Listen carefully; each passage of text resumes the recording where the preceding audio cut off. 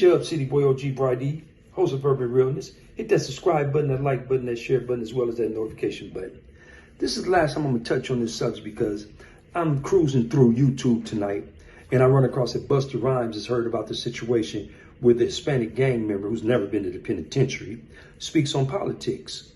Okay, well, first off, no disrespect to Busta Rhymes, but I made a program or a short video before stating on don't speak on people's experiences if you never lived the experiences. I can't speak on Tupelo, Mississippi.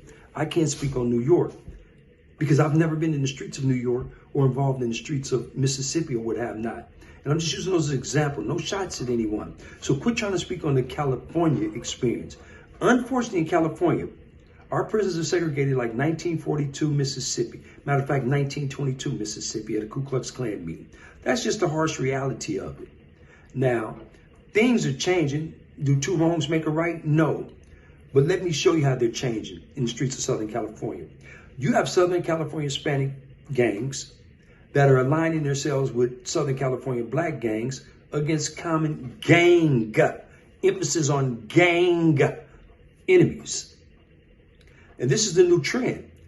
So this trend is fastly picking up may eventually start chipping at the armor of the indoctrination that the Southern California Hispanic gang member is indoctrinated with on a hatred of blacks in general, black men. Now, this is 2022, and it's approximately 3:20 something in the morning a.m. There's no way on God's green earth that I would be caught in East Los Angeles right now as a black man, not as a gang member, but as a black man.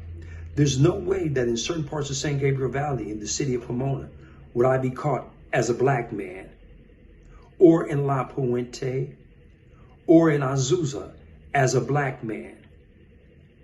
Because chances are it would be the end of my life, simply because I'm a black man. It has nothing to do with affiliations.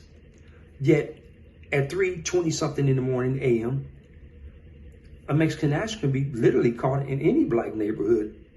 Chances are nothing would happen to him. There's a strong possibility that nothing would happen to him, just as a regular Joe walking up the street. Okay? But a brother, good night, Irene. That's what the strong possibility is. So I'm just basically making this video for the last time, speaking on the relations in Southern California are totally different from the rest of the nation.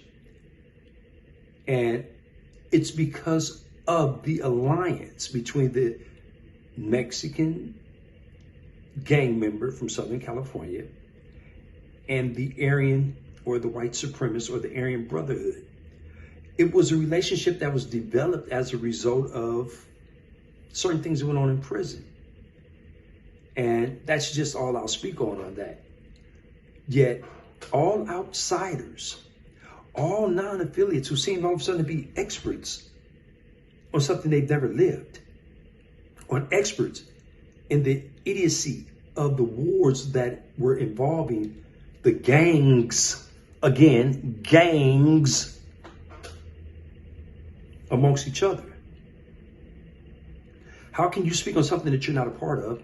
How can you speak on something you've never been a participant in? How can you speak on something that you've never actually participated in the actual wars themselves that were not racially motivated, but were gang motivated and eventually manifested via the Southern California Hispanic gang member into a racial motivation? So you have to really, really, really understand, you so-called non-affiliate experts, you so-called non-residents of LA County, Los Angeles County, you don't know what you're talking about. So shut up. And like I said, now you have a whole new trend of Southern California Hispanic gangs that are aligning themselves with Southern California black gangs that are cool with each other. Recently, I went somewhere and there were like 10 young Hispanics, which I recognize as gang members, and I was going somewhere to pay tribute. Well, one of the kids automatically seeing he had his protection. It didn't offend me because my girlfriend was around too. And when I talked to a guy later on who was from that section, I mentioned that who I saw there, and he said, oh yeah, we're cool with them because we have a common enemy. And I was like, oh, okay. And then I talked to some other guys from another section, and they were like, we're cool with them. We have a common enemy. These were Crip gangs.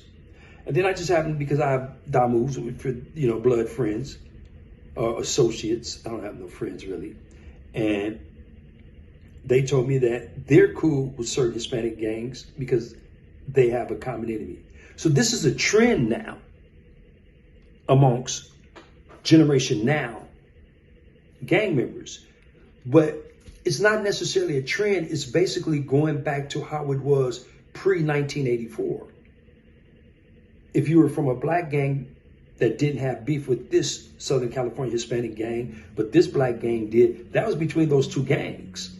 So now the alliances are forming once again. It's just history repeating itself. But when I say two wrongs don't make